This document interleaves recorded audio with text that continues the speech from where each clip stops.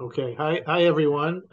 Today we'll be talking to Ariel Ozick, may Zichron, and he's a volunteer in Ichud.Tzala. Ariel, tell us, explain to us in a few sentences what Ichud.Tzala is exactly.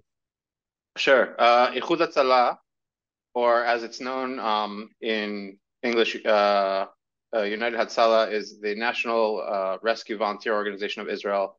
And our goal is to get to any emergency, with medical emergency, I should say, in 90 seconds from the receipt of the call. It's composed of approximately 7,000 volunteers across the country, doctors, paramedics, EMTs, from all faiths and walks of life, who are all dedicated to saving lives in their communities and wherever they may be. We all carry GPS beepers with radio wherever we go, so we can be activated even if we're on vacation or on the road to any call that's within nearby, wherever we may be at a given time.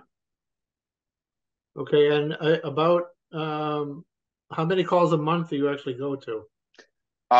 Depends on the month. I would say anywhere between 15 to 30, really depending on a combination of call volume and, if I'm around, or sometimes I can be out of the country or whatever. And what do you use to get to the calls? I have an electric bike that was donated that I use primarily around here in Zichron. And for farther calls, farther afield, if I'm in my car driving somewhere, I'll just, throw the go bag in there and take the car. Uh-huh.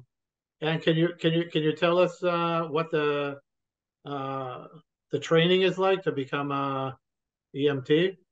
Yeah, I mean, it's been a while, but absolutely, the training is I believe it's like 160 or 180 hours of frontal learning, a combination of classroom and then working with a skills section, followed by after that you go out into the field, but you're not officially certified, and you need to have I believe it's around 100 patient contacts, and meet certain criteria and pass another test before you're allowed to independently respond to calls in the field.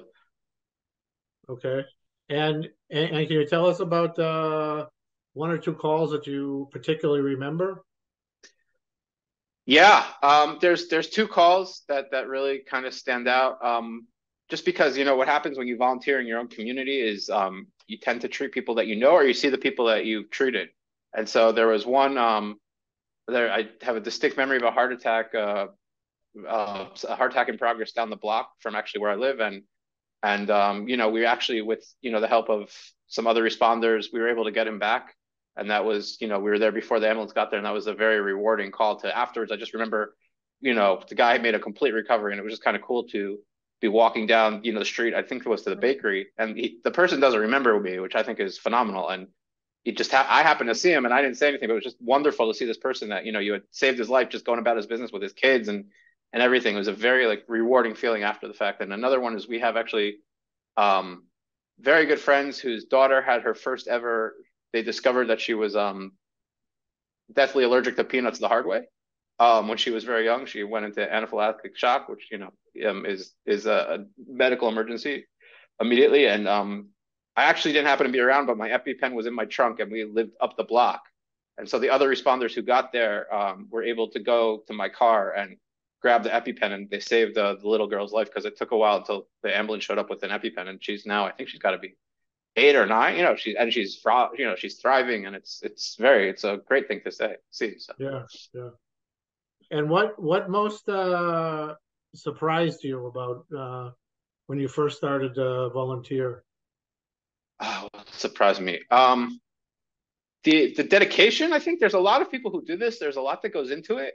And the dedication at all levels of the organization, I think from the top to the bottom, to saving lives and to making sure that everyone has what they need, and the way everyone kind of looks out for each other. It's kind of cliche, but it's really true. It's very much like a family.